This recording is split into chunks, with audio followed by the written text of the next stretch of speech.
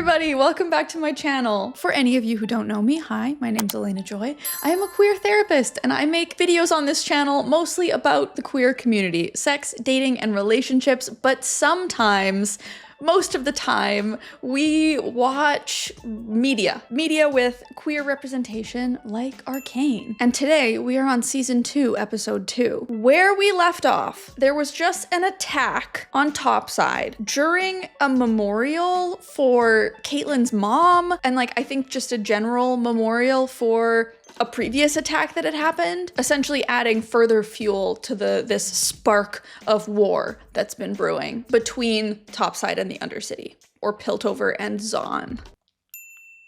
I'm catching on. Caitlyn has become a commander after being given the Kiltimon?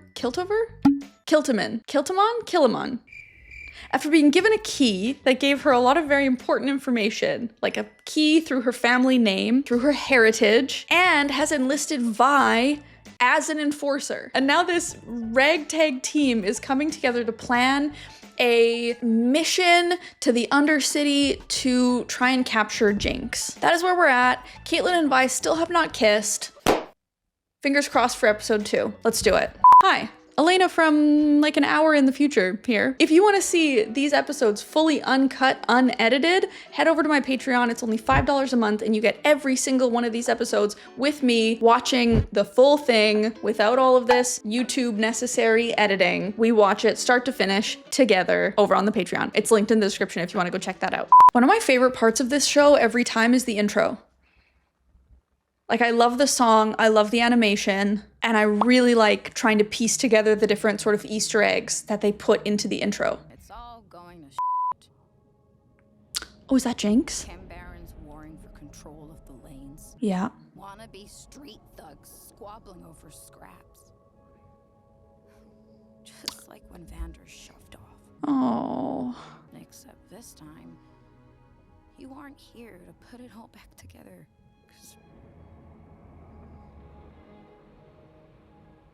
Could someone put all those holes in you?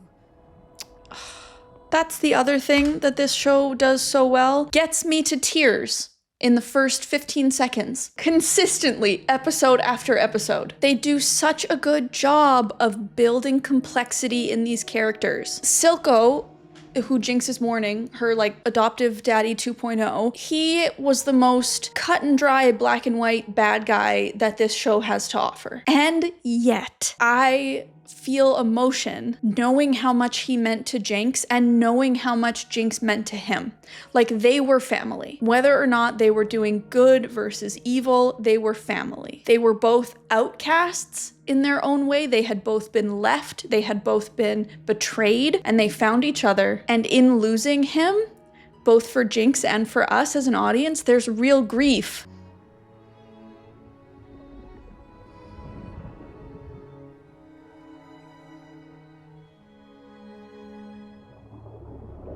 So she's saying goodbye to Silco. She's letting him go and she's reckoning with, what do I do now? I lost Vi, now I've lost you. I am all alone. What do I do with that?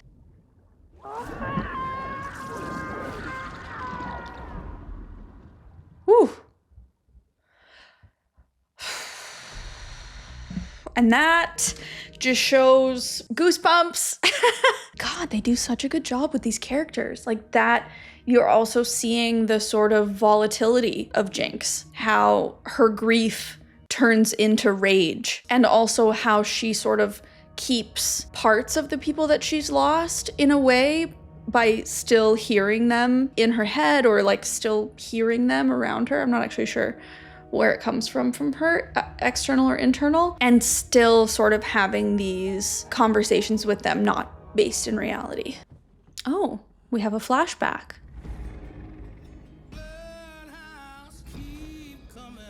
Oh, it's showing us how the sort of Chem-barons are losing members one by one.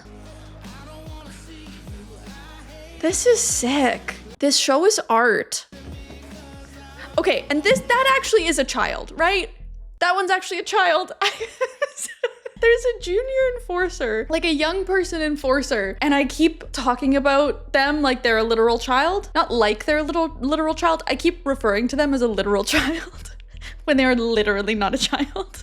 My editor and all of you in the comments keep telling me that person is in their 20s, like that is not a child. Going forward, I'm really concentrating on recognizing that it's just a young person, not a child. This is an actual child, right? You have me doubting my own interpretation of age in this show. I've been wrong so many times. So Jinx is also now on the run. She's a fugitive from Piltover, from the enforcers. And she's still got shimmer eyes. Why is the kid running? Why are they chasing him? Or them, or her? Oh, hell yeah, Jinx. Best feeling in the world, kid. Look at all the wanted posters in the background of Jinx. That's me. You ever need a curse a sibling or a family or a society? My card. Ever since we've gone up against the other Chem-barons, the numbers are in the Not vaping the shimmer. I'm also fascinated by this guy because he's like the evil version of the little guy. Like we have Heimerdinger, who's like the good little guy, and then this is like, what's his name? Smeesh, something like that. He's the bad little guy. We have a good little guy and a bad little guy. Margot and Cross can buck all they want, but in the end, I'll be the one smiling. Margot and Cross. Uh-oh. You go on ahead. Report back. Changed his tune pretty quick there. So are these Margot's people, but they've now been attacked by somebody? We had Cross's people versus Margot's people? What is going on there? These turf wars have to stop. These two have been the aggressors. I've only defended my interests. Playing coy doesn't suit you, love. Yeah. Us killing each other is playing right into their hands. Fascinating. So we have the three sort of remaining Chem-barons, who are the shimmer dealers, essentially, who were under Silco, and they're now warring with each other, I guess, to try and take power now that Silco's gone. And this, I don't remember her name. Let me find it, because I'm done guessing. Sevika was like Silco's right-hand person, but now I guess is arguing for collaboration, cohesion between the remaining Chem-barons. She's right. We don't get topside off our backs, we don't last. But I got a different solution. We give them Jinx. That's all they really want. Okay. You don't do much of anything anymore, do you, Magpie? Bird without a wing's just a funny-looking rat. Bird without a wing's just a funny-looking rat. What does that even mean? Vapey here is suggesting that they give up Jinx, I guess, as like a peace offering? Because they've wanted like sovereignty or separation for the Undercity this whole time, because they want to run the place. Like they want all the power, all the access, I guess, to dealing shimmer as they please. And I think it felt like they were close before Jinx orchestrated these multiple attacks on Topside that's now like starting this war. And so he's suggesting that they give Jinx over, give her up. You help me put a bow on Baby Blue for our friends upstairs? I'll cut you a brand new puncher, top of the line, all the fixins. Oh, or is it because she's missing an arm? I think she lost her arm in one of these battles. She did. Oh my god, that's what he meant by bird without a wing. Oh my god. What a horrible thing to say. Bird without a wing is just a funny looking rat? Somebody who lost their arm? Fighting for you? Oh my god. Oh my god. I can't believe you're dead, and I'm still mopping up your messes. Jeez, lady, you crazy? Talking to dead people. As if Jinx doesn't do that every day of her life. The hell are we supposed to do now?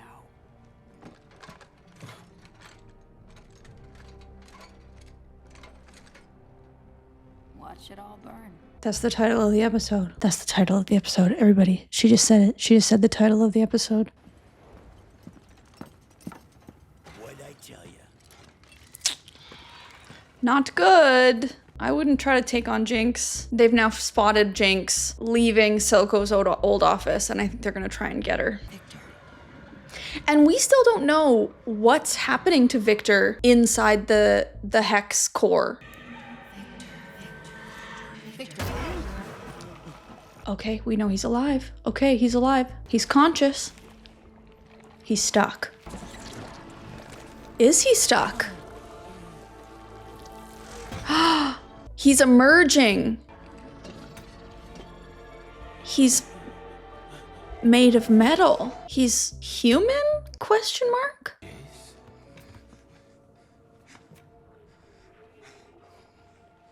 Victor? What? My God. What am I? Great question. Why did the Hex Tech keep him alive? Did it heal him? Does Victor now have some sort of special powers or capabilities? You're alive. Are they gonna kiss? The Hex Core. Victor, it saved you. Somehow it adapted to your injuries. Oops, my Hex Core adapted to my injuries and rolled off the desk and hit the spacebar, pausing the video to give me a second to take a deep breath. I was supposed to die. You promised to destroy the Hex Core. No. Don't you see? Heimerdinger was wrong. We were wrong. Oh, and this isn't totally good because Jace has also been breaking promises that he made to Victor around how he was or wasn't going to use the Hex Tech. Jace has been making weapons with the Hex Tech when he promised Victor that he wouldn't. He's justifying it as like he's trying to now use the weapons to like achieve peace in the end by like attacking the Undercity because the Undercity attacked Piltover. Victor is not going to be impressed. I must say goodbye to this place now. To you. Goodbye. Victor, you're my partner. Our paths diverged long ago. You think it's so easy to cling to principles while your best friend bleeds out in your arms? I never asked for this! They love each other. Goodbye, Jace. So this is like Jace trying to say like with his full chest the way that he's sort of justified all of this for himself, right? The way that he feels okay with where things have gotten to is by telling himself, I didn't ask for this. I had to make these choices. Like my betrayal of Victor is justified. And I think deep down he knows not all of it was. And Victor's response to him here is going to rip that all wide open inside of him. And he might need to go to therapy. I might recommend therapy. There's so many of them.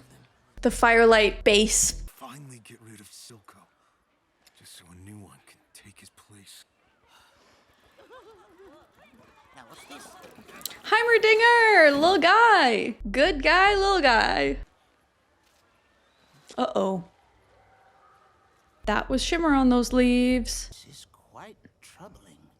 That tree means so much. It's our food, fresh air. We built our whole identity around it. Oh, is the tree getting sick? Now it's not lost yet, lad.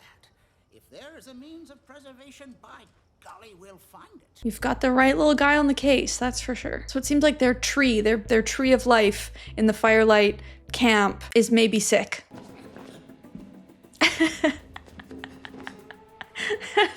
Heimerdinger's gonna break them into the lab. I love him. I love him. He's off the council. He's probably feeling freer than he's felt in centuries.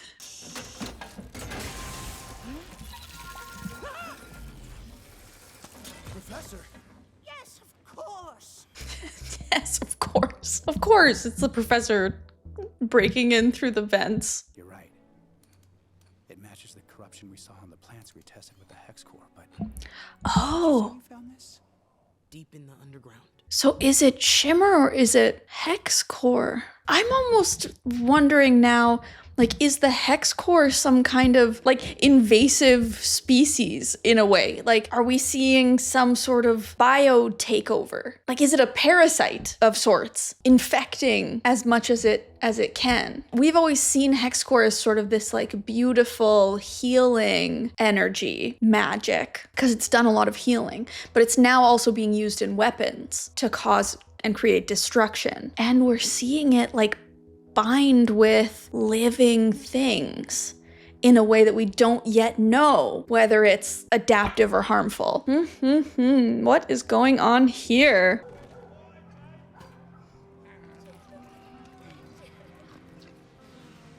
Okay, so I think that Victor has gone to that's not just the Undercity, but that's like the Undercity. Oh yeah, there we have that guy who betrayed Caitlyn last season in exchange for Shimmer, I think, if I remember correctly. Oh. So the hex core is leading Victor in some way? Like he's sort of intuitively following the hex core?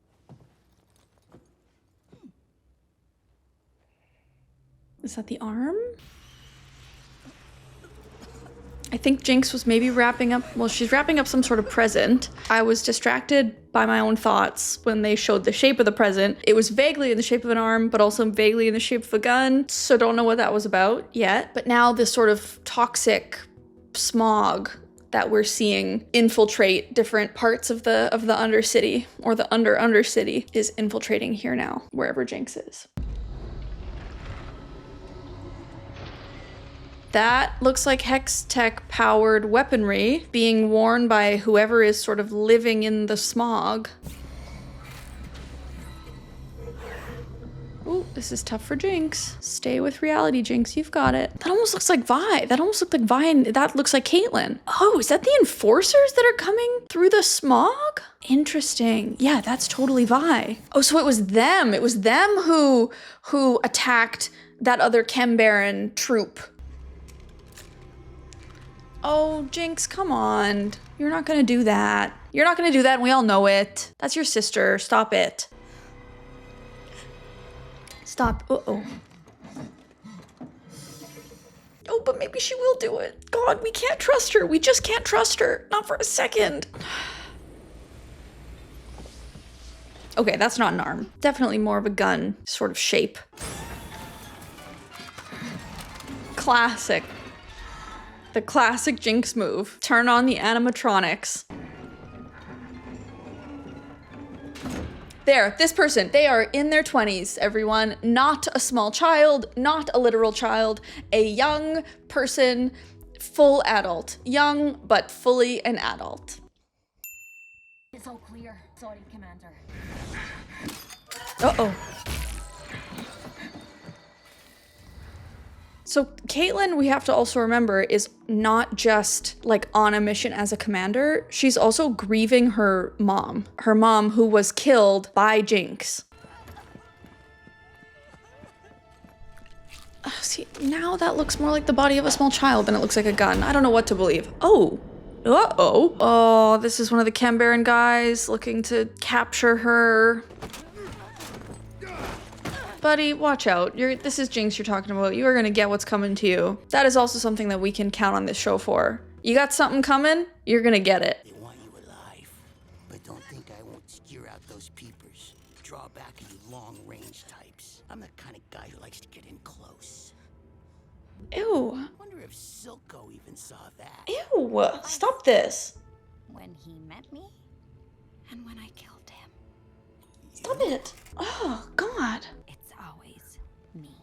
Whether I'm pulling the pin or not, everyone who gets close to me dies. This guy, bad little guy, he didn't know that Jinx was the one who killed Silco. So I guess people don't know that. That's interesting. That is interesting.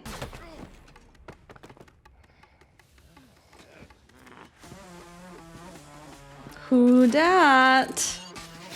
Oh, I love these battle scenes. I love these battle scenes and the music when you're just gearing up. Yes. Jinx and Sevika partnering up, working together. Oh, it is her arm. Oh, that is a heavily improved arm. Yep. Like I said, you're gonna get what's coming to you. Oh, and that kid is just there. I gotta go back. I want to see that little look from Jinx again when Sevika puts on her arm. That's so good with the little like ka-ching sound in the background. So good. And then again, Jinx's little look at the kid. We don't have a name for that child yet, right? No.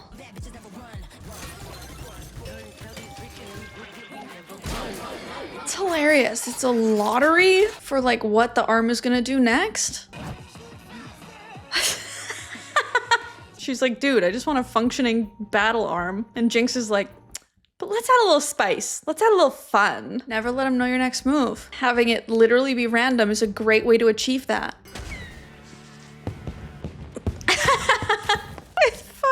Hex to finish off. I didn't ask you for this. It was something I could fix. It was something I could fix. After her opening monologue, saying goodbye to Silco and talking to her earlier, she was talking about how do you fix all that? How do you fix all those holes? How do you fix this arm? That was something she could fix. Wow, what a great example of figuring out the things that are in your control and taking action in those areas. To finish what's left of my family. Oh, we don't love that. Not totally what I meant by find out what's in your control and take action. Not the action I meant, not the control I meant.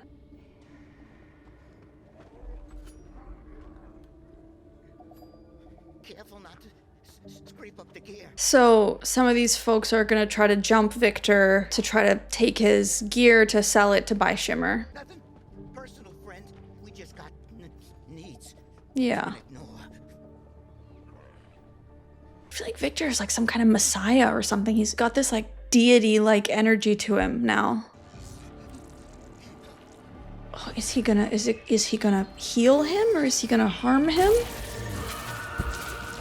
Okay, we've got a hex core communion. You know, eat my flesh, drink my blood, that kind of thing.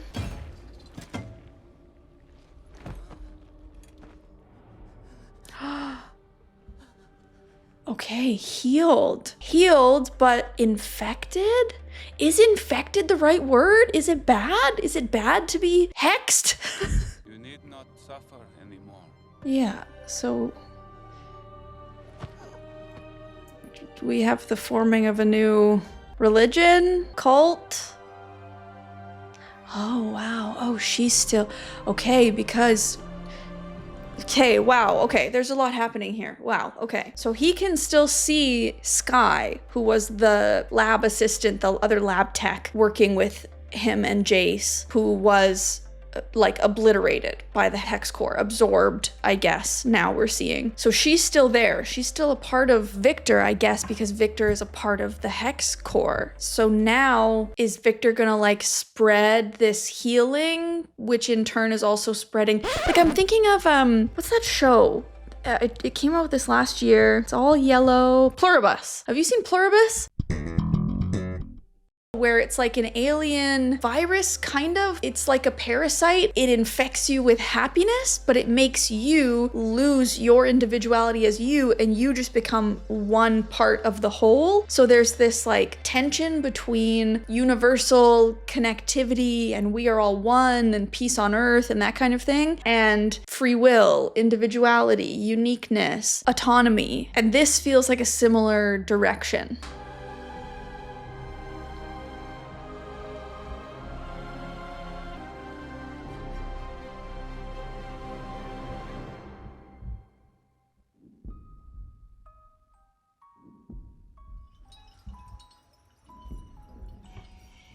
Okay, I was wondering. Oh my god, okay, I was wondering. I was like, the thing that we haven't seen is the scientist guy who went into the woods and into a cave. We don't know what he's doing, but there were wolves in that cave, so this is him in the cave. Wolves are dead. Eyeballs were gone. Exhibit A. Oh.